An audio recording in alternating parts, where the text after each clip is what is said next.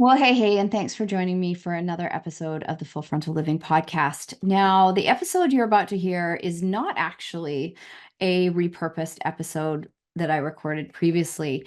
It was an episode that I started recording for a private podcast that I have for a program called Reclamation. This is a year-long container, and it's currently not open for registration. We are making some tweaks and changes, but inside that program, my clients can submit weekly check-in forms where they can ask questions, and then I record it for a private podcast for them. And as I dove into this topic, I realized that this was probably a really great episode that should be out on the Full Frontal Living podcast as well. So instead of just sharing it with my reclamation clients, this month I am sharing this episode that I recorded for them with you. And it's all about leadership and the characteristics that I see in great leaders, things that are important to me within my own leadership, and the things that I help guide my clients in regards to leadership. So I hope you enjoy this episode. And so if it starts off and I'm talking about reclamation, you'll know why. If you are interested in learning more about reclamation, what I'll do is have my team put a link to a wait list in the show notes. I don't have the link, otherwise I'd be telling it to you. So if that's something you're interested in, make sure you check out the show notes for the link and you can get on the wait list. And when we open it up in the fall, you will be the first to know, because that's what we're doing inside this group, is really helping people step into powerful self-leadership so that they can really be, the more powerfully you can lead yourself and the more congruent you have between what's going on for you inside versus what's going on outside. Like, this is how we need to look at leadership differently. It's not about what's happening out there. It's about what's going on in here. And the more you clean up what's going on inside you, the better you're going to show up in your leadership in those external situations. So take a listen, enjoy. If you're interested in joining us in Reclamation, make sure you check the wait list out. And I will catch you when I'm back from my adventures in Tanzania and Zanzibar and Amsterdam. So if you're not following along on Instagram, make sure you do. And I will catch you on the next episode. I had a question come in today, and I wanted to make sure that I answered it and put it here on the podcast for you, because I thought it was a really interesting question. So this question was about the characteristics of leaders, and they wanted my perspective on the characteristics of leaders. And I've been thinking a lot about this topic lately as I'm really redefining my own leadership, redefining the work that I am here to do, because so many of the women and the men that I work with are leaders, whether they are leaders in their own home, whether they are CEOs, whether they are entrepreneurs, CFOs, COOs, all the C's, all the C-suite people. I am working with a lot of leaders, and leadership for so many years has been defined as, leading others. We always think about leaders as leading others. And I'm really talking about how to redefine leadership as the ability to lead ourselves. Because how can we be powerful leaders to others if we are unwilling to really be responsible for leading ourselves? So where this starts is, I look at leaders as people who are going to be responsible for really taking care of themselves. So exercising, eating right, like putting their physical well-being at the top of the pile. Because if your body is broken, you're not going to have the energy or the vitality or the resilience to play the long game. And, as leaders, we do need to make sure that we are taking care of ourselves. It's kind of like the metaphor that's overused around when the oxygen mask drops down, we have to put it on ourselves first before we even put it on anybody else. So leaders need to be able to lead themselves, and they need to be responsible for that. It needs to be a priority.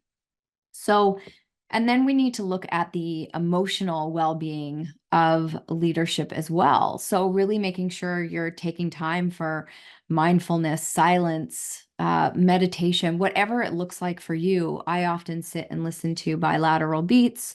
I give myself a lot more silent time and journaling. Sometimes, even for my emotional well-being, sending Voxer messages back and forth between some of my best friends is very healing. And that's part of my leadership as well, is making sure that I've surrounded myself with other highly aware and conscious women who are committed to doing their work on themselves so that they can support me the way that I support other people. And I think that that's a really big part of the community that I'm growing here is I want you guys to be surrounded by other women that can really support you and hear you and not go into trying to fix you or feeling sorry for you or any of that stuff. Like just being able to listen, hold space, acknowledge what you're feeling, so that you can talk about the things that are bothering you. So I think that that is a big part of leadership, is making sure that you are surrounded by people who also can support you, who aren't just like yes men. And this is a problem for a lot of leaders because the people that they typically are leading are going to be more yes people. So making sure that you are committed to staying in rooms where you are not always the top dog. That's really important for me in my own personal leadership. If I want to grow as a leader, then it's making sure that I'm also around other people who are playing a bigger game than me. I also think that a really big part of the characteristic of a leader is they really have agency over their own lives. So when I looked up the definition of agency, it's the capacity to influence your own thoughts and behaviors, and I would also say beliefs into that, and the faith to handle a wide range of tasks and situations. And I think that's a big part of leadership. Again, it goes kind of back to the emotional well-being. Like, are you willing to be in relationship with yourself, to ask yourself the hard questions, to have this awareness of how you're moving about the world? And one of the things I've had to watch in my own leadership is, as much as I'm incredibly internally referenced, like when I want to do something, I'm going to do the thing. One of the things I've also had to become aware of is I'm quite aware of the fact that I'm also can be very externally referenced. And that can be problematic when I'm moving through things in my life, to put other people's voices or opinions above my own. So over this past year and a half, while I've really been navigating a lot of personal things, I drew my circle in really, really tight because I did not want to have that external influence on me. I needed to be able to manage myself. So that's what agency is about, is being able to listen and understand who you are. And I think also being really committed to being in that relationship with yourself so that you are constantly kind of just being curious about what makes you tick. That's how I look at it. Obviously responsibility and commitment are massive values of mine. So, I'm always looking at leadership through the lens of responsibility. What can I be responsible for here? And I've had to learn that I don't have to be responsible for everything. And that's also part of great leadership, is putting down the belief that you're responsible for everything. So what are the things that I can be responsible for, that I get to look at, but letting go of so many of the things that I shouldn't be responsible for? Because so many of the people that I work with, they really believe that they know better for everybody else. And this year, after everything I've gone through, I can honestly tell you, nobody knows what's best for you, including me. I can ask you questions. We can have deep conversations. We can get super curious about what's going on in your world. But ultimately, only you can make the decisions that you need to make in your life. And it's coming to a place of making that decision because it feels right and true for you. And what is right and true for you today may not be what's right and true for you in a year from now or 6 months from now. It might not even be true for you next week, but it's always coming back to that place of like knowing that you have agency over your life. The other thing that is really important to me about leadership is this congruency. So how you're presenting on the outside is who you are on the inside. And this is where my work really comes into play, because so often leaders are presenting one way on the outside and they're falling apart on the inside. They're not taking care of themselves. They're being kind and compassionate to other people, and then they're being so hard on themselves. So there's no perfect way to do this, but the characteristic for me around good leadership is you are that congruent person inside and out. You're in integrity with how you're living your life versus how you are forward facing. And one of the biggest compliments I get from my clients when I meet them in person is that I am the same person. And if you talk to my team, I am the same person behind the scenes as I am forward facing. I'm not putting on a show in one place and then being something else somewhere else. So obviously, the people close to me and my team are going to be privy to more things that are going on, but I strive to be as open and honest about things as I can, sometimes to my detriment, because not everybody deserves or is in a position for me to share that with. So I've had to learn some discernment around that. And that's also another great characteristic of leadership, is that level of discernment. But that again comes back to that agency over your life and knowing yourself. So it's leadership is just, there's so many different layers to it. So then if we go into more kind of characteristics, I would also say compassion, but not just compassion for others, but compassion for self.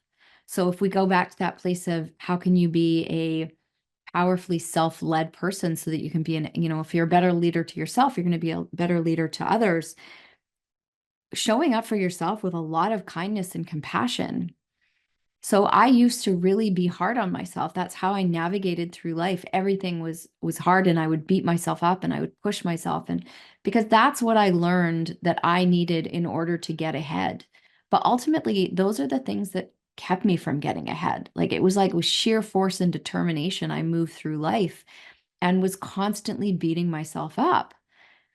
And that's just no way to live. And it's certainly no way to thrive. So if you consider, if you were wanting to lead your children or lead your team, and every single day you're like, you're doing a horrible job and you're a piece of crap, and why can't you get it together? And where did you learn this? And this is horrible.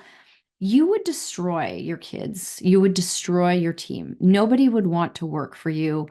And it would have an incredibly negative impact on your mental well-being. But so often we don't consider what it is costing us to our own mental well-being when we are showing up and being so hard on ourselves. So I think that is a big part of becoming a great leader, is being able to work from a place of compassion. So knowing when you need to push. So, the way I look at it for myself is knowing when I need to parent myself and say, Lisa, like, you need to sit down and you need to do the thing. I get you don't really want to do this, and we need to get this done. And knowing when I really need to just say, you know what, Lisa, like, that is enough. You've done a great job, and it's okay. Like, we can come back to this, instead of showing up like, the worst boss ever to myself.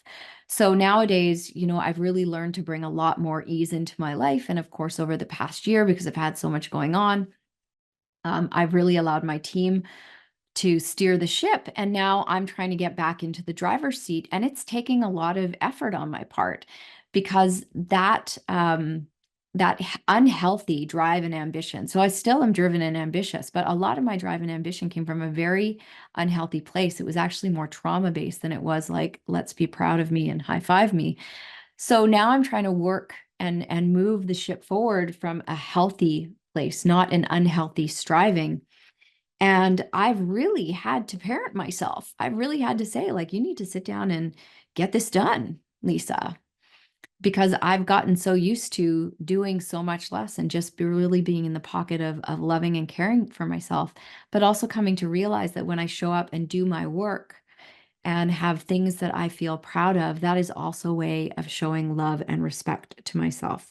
So kind, compassionate, courageous, leaders ask for help. They also go first. I mean, that is really what leaders do. They go first. And I believe that everything I've been given in my life, all the stories I've been given, the experiences, the moments that I'm like, wait a minute, did I really sign up for this? Like, I joke that when I signed my Earth contract, I was in the lineup for the, high achievers and overdoers. And I was like, what is the hardest Earth assignment you have? Like, bring it to me. Like I really want the toughest assignment. Let's go do this. I swear to God, I got in that line. I should have just stayed in the line where it was like, okay, who wants to be a sheep herder for this lifetime? And yeah, that's not the line I got in. I got in the line of like extreme things. So because of that, the way I've made peace with these things unfolding in my life, the things that I haven't wanted to have happen that, I really question, um, if I really did sign up for this, I have to trust and believe that those were given to me because I am here to share what I learn, and how I grow and how I move through these things, because other people don't necessarily have the same personal power that I do. They're not working from the same circumstances that I have or the same situation. So leaders go first. So part of my responsibility around, healing myself and taking care of myself is that I'm willing to put myself out there and share my stories and let people see what it really looks like behind the scenes. So there's no smoke and mirrors. So that's what I mean about, leaders go first. They lead, they show people the way. And that's not always an easy task. Um, and it's not from a place of arrogance or braggalicious. It's not even a word. It's early. I've only had one cup of coffee. It's from a place of like, I've done this and I know that it's possible for you too. And hopefully seeing what I'm doing in the world and being inspired by it. It's not, none of us are better than the other. And I think that that's also a characteristic of great leaders is they don't put themselves on a pedestal. So, when people meet me, sometimes they're like nervous to meet me or they're excited to meet me. And I really quickly like get them back in the pocket of like, hey, I'm just a normal person like you. I may have done different things. I may have walked a different path. I may be more forward facing on social media, but I'm not going to let you put me on that pedestal, because when we put other people on pedestals, what we're really saying to ourselves is that you're better than me and I'm not good enough, or I'm not, I'm not as good as you. Right? That's what we're unconsciously telling ourselves when we put people on pedestals, and nobody belongs on a pedestal. I don't care who they are. It doesn't matter. And so often when we see people, whether they're, movie stars or Instagram famous, it doesn't matter. We come to believe certain things about them.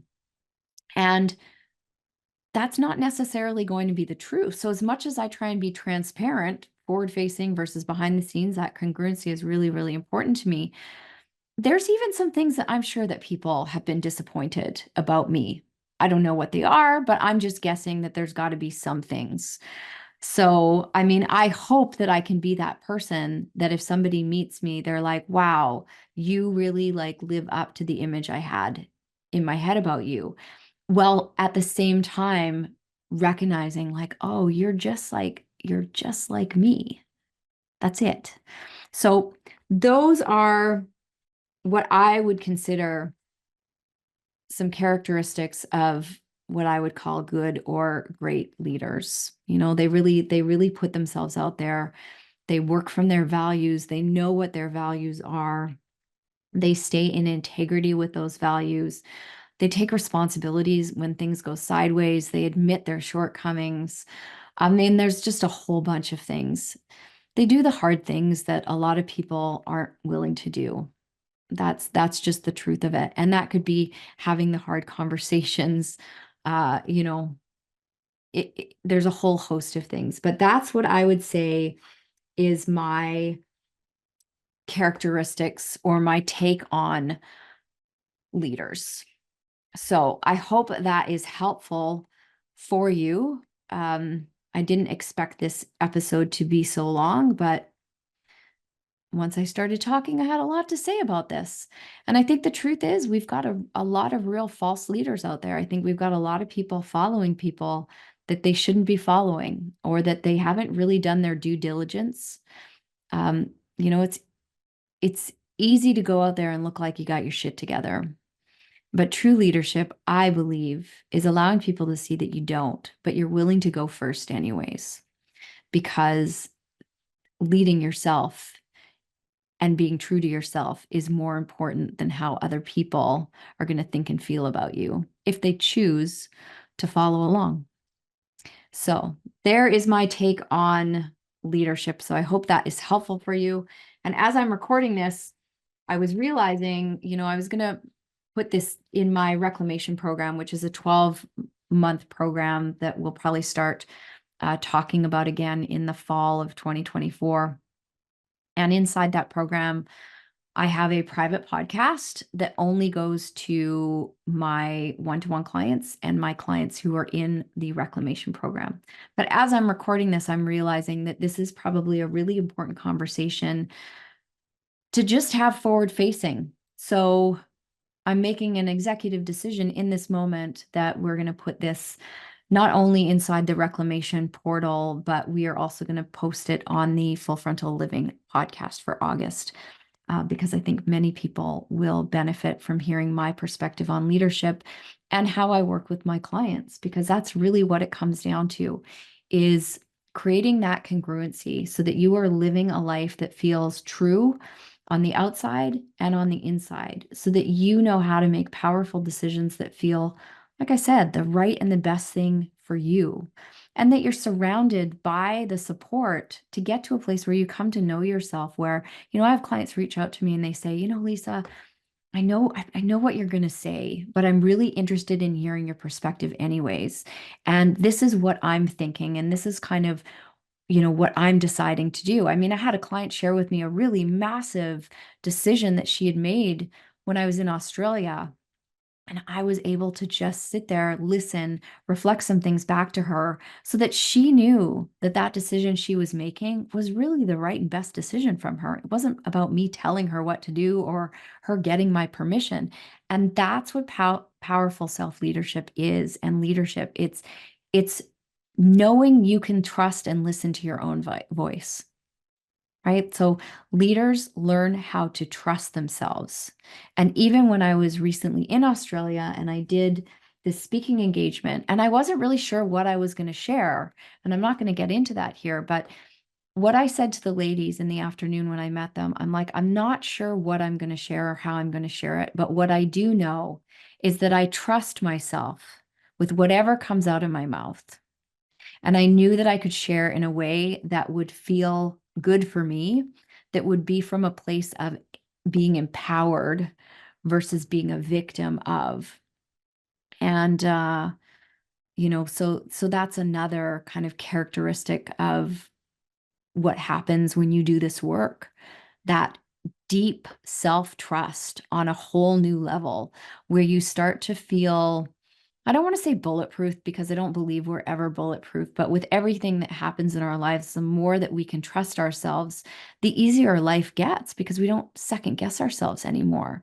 So if you're someone who can make big decisions in your company or in your role outside, or even your role in your home with your kids as a leader, but then when it comes to making decisions for you, you really struggle with that and you struggle with following through, that's where that incongruency lies. And that's where you're not really stepping into having agency of your life. So you're willing to deal with external circumstances and lead there, but you're not being responsible for the internal environment that you are living in. And this is where we have to shift things for leadership, I believe.